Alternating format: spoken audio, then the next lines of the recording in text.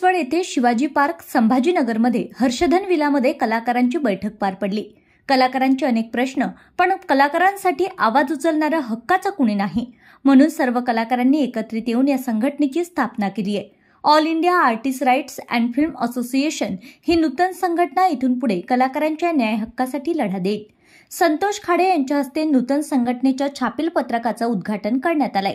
या मेळाव्यामध्ये कलाकारांच्या हिताचे मुद्दे, महिला कलाकारांच्या सुरक्षिततेचे आणि त्यांच्या उपजीविकेच्या प्रश्नावर चर्चा झाली आहे।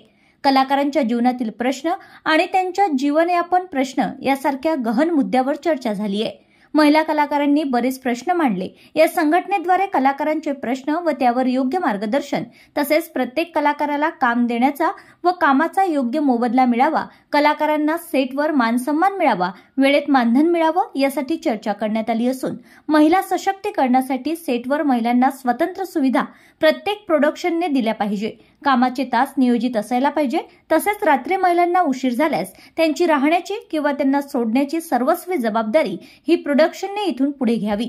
तसेच सरकारकडून कलाकारांना मानधन तसेच ज्येष्ठ कलावंतांचे थकीत मानधन क्लिअर करावे। सिरियलचे 3 महिन्याचे मिळणारं मानधन 30 दिवसात मिळावं। कलाकारांना कमी व्याजदराने व्यवसाय कर्ज उपलब्ध करून देणे। कलाकारांवरती अन्याय होत असेल, फसवणूक होत असेल, अशा वेळेस पोलीस प्रशासनाने कलाकारांना सहकार्य करावं। कलाकार हितासाठी चर्चा करून बऱ्याच विषयांवर चर्चा झाली असून लवकरच संपूर्ण महाराष्ट्रात पदाधिकारी नेमणूक करणार असून सर्व कलाकारांना एकत्रित होण्यासाठी आवाहन करण्यात आलंय।